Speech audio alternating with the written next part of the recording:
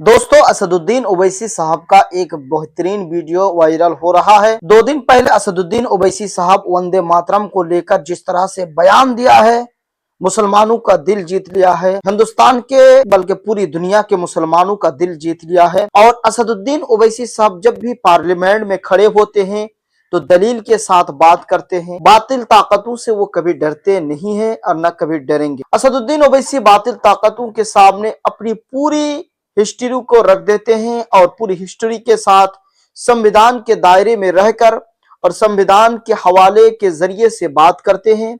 और जो भी मुद्दा लेकर बातिल ताकत लेकर आता है इस्लाम के खिलाफ, उसके खिलाफ अपनी बात रखते हैं, दलील के साथ अपनी बात रखते हैं। ऐसे ही 2 दिन पहले असदुद्दीन ओवैसी साहब ने वंदे मातरम को लेकर जो है बात किए, सरकार के सामने अपनी बात को रखे दलील के साथ। वैसे तो मुसलमान दूसरे भी धर्म के लोग असदुद्दीन ओवैसी साहब के संविधान के दायरे में रहकर बात करने की वजह से, दलील के साथ बात करने की वजह से, आर्टिकल के हवाला देकर बात करने की वजह से भी असदुद्दीन ओवैसी साहब के फैन फॉलोअर हैं। चाहे वो किसी भी धर्म से ताल्लुक रखता हो, असद ओवैसी साहब के फैन फॉलोअर हैं।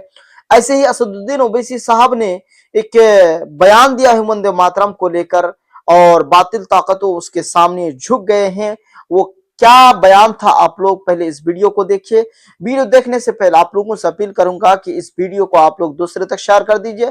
चैनल में नए हैं तो चैनल को सब्सक्राइब कर दीजिए। अगर फेसबुक पेज में देख रहे हैं तो फेसबुक पेज को जरूर फॉलो कर लीजिए। आइए वीडियो को हम देखते हैं। मैडम, हमारे वजीर दिफा जनाब राजनाथ सिंह साहब ने बड़ा ही अजीब व गरीब और तकलीफ दे बात कही उम्मुल मोमिनीन के बारे में और उम्मुल किताब के बारे में। उम्मुल मोमिनीन उनको कहते हैं जो हमारे प्रॉफिट मोहम्मद सल्लल्लाहु अलैहि वसल्लम की वाइफ हैं।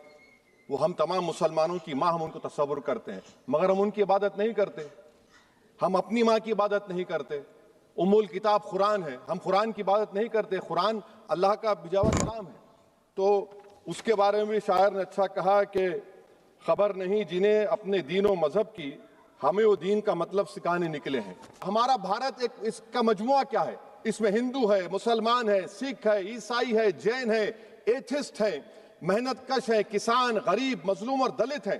मगर अगर जो तकारीर आज हमने यहाँ पर सुनी और बाहर जो सुनते हैं, अगर भारत को देवी कहने और उसके आगे सजदा करने, तो दरअसल कौम परस्ती को, वतन से मोहब्बत को मजहब में तब्दील कर रहे। और फिर यहां पर बोल रहे कि अगर भारत में रहना है तो वंदे मातरम गाना पड़ेगा। भाई, ये तो संविधान के खिलाफ है, सुप्रीम कोर्ट के जजमेंट के खिलाफ है। अगर वंदे मातरम मैडम कौमियत का मियार है तो फिर सवाल ये है कि हसरत मोहानी की कौमियत क्या थी जिसने इनकलाब जिंदाबाद का नारा दिया? अगर यूसुफ मेहरली ने quit India Simon go back का नारा दिया तो उसकी कौमियत क्या थी? अगर हैदराबाद से मौलवी अलाउद्दीन जो मक्का मस्जिद का पहला मुजरिम है काला पानी में, और तूबेबाज खान जो मारकर लाश को लटका दिया गया था हैदराबाद में 8 दिन तक, उसकी कौमियत क्या थी? अगर इनायतुल्लाह काफी जो जिहाद का फतवा अंग्रेजों के खिलाफ दिया मुरादाबाद में, जब उनको 2 दिन में फांसी की सजा दी गई, और जब फांसी की सजा के ओर जा रहे हैं तो इनायतुल्लाह मौलाना काफी की जबान पर क्या था? वो रसूलुल्लाह हमारे प्रॉफिट की नात पढ़ रहे थे। क्या पढ़ रहे थे? कोई गुल बाकी रहेगा ना चमन रह जाएगा, पर रसूलुल्लाह का दीन हसन रह जाएगा। तो उनकी कौमियत क्या थी? माल्टा की जेल में महमूदुल हसन, हुसैन अहमद मदनी 6 महीने माल्टा की जेल की ग्राउंड में पड़े रहे, उनकी कौमियत क्या थी? अल्लामा फजल खैराबादी का वो सेल काला पानी का पुकार कर इनसे पूछ रहा है, जो वहीं पर मर गए, खबर वहां पर है, बताओ मेरी कौमियत क्या थी? मैडम, मैं एक मुसलमान हूं, मैं इस्लाम को मानने वाला बावकार इंसान हूं, और मेरे मजहब की बुनियादी तालीम तौहीद है, ला इलाहा इल्लल्लाह, नहीं है कोई खुदा सिवा अल्लाह के। और कुरान में अल्लाह क्या बोल रहा? इय्याका नाबुदु इय्याका नस्तईन, तुम मेरी इबादत करो, मुझे मानो। मुझे कहां से मिल रहा? आर्टिकल 25 से मिल रहा है। मुझे कहां से मिल रहा है? Liberty of thought, expression, belief, faith and worship से मिल रहा है। तो इसको जोड़ना ये बहुत ही खतरनाक होगा। और हमारे प्रॉफिट मोहम्मद सल्लल्लाहु अलैहि वसल्लम जब मदीने को गए तो उन्होंने उस वतन के लिए दुआ की, कहा कि अल्लाह मदीने की मोहब्बत हमारे दिलों में और इजाफा कर दे, मक्के से ज्यादा कर दे। तो ये इस्लाम, मुसलमान होना, हमारे ईमान में मुल्क की मोहब्बत बीच में नहीं आती, और मुल्क से मोहब्बत है और रहेगी हमेशा, क्योंकि ये अजीम कुर्बानियां यहां पर शामिल है जिन्होंने जंग आजादी में हिस्सा नहीं लिया। आज अगर वो वतन की मोहब्बत का दर्ज देंगे तो बड़ा गलत होगा। करो मैडम, भारत एक चमन है जहां पर हर फूल को खिलना चाहिए। और अगर कोई इस फूल के अगर पूरे फूल खिलेंगे तो उसकी खुशबू से ये वतन मौतर होगा, मगर अगर इस चमन का माली ये कहेगा कि एक ही फूल खिलेगा, तो मैं जिम्मेदारी के साथ कह रहा हूं, अगर एक ही फूल खिलेगा तो वो सहरा बन जाएगा और माली माली नहीं रहेगा, वो जल्लाद कहलाएगा। तो इसीलिए मैडम हम उम्मीद करते हैं कि हुकूमत इस पर जोर जबर ना करे। मेरा राइट है, यकीनन मैं जानता हूं कि आजादी के लड़ाई में वंदे मातरम का नारा था, मगर अगर आप इसको जबर करेंगे तो ये संविधान के खिलाफ है। वफादारी का सर्टिफिकेट हमसे मत लीजिए मैडम, खत्म कर रहा हूं। वफादारी का सर्टिफिकेट हमसे मत लीजिए। आपके बुजुर्गों के कोई एक किताब में लिख के क्या लिखा है बता दीजिए, कहां पर क्या लिखा हुआ है। तो मैं मैडम मैं इस शेर पर अपनी बात को खत्म कर रहा हूं मैडम, मैं इस शेर पर अपनी बात को खत्म कर रहा हूं मैडम, मैं अपनी बात को खत्म कर देता हूं मैडम, क्योंकि आप बहुत जल्दी में हैं।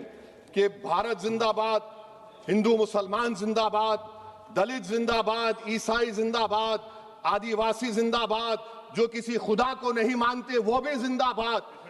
दोस्तों ये थी असदुद्दीन ओवैसी साहब का वीडियो। इसी शायर ने क्या खूब कहा है कि तौहीद की अमानत सीनों में है हमारे, तौहीद की अमानत सीनों में है हमारे, आशा नहीं मिटाना नामो निशा हमारा। आज ये लोग हमें जबरदस्ती कर रहे हैं, हम पर ये कह रहे हैं कि वंदे मातरम कहो। असदुद्दीन ओवैसी ने कहा कि जो लोग इस तरह की बात करते हैं वो लोग देश की आजादी के वक्त कहाँ थे, ये लोग तो अंग्रेजी की चापलूसी कर रहे थे।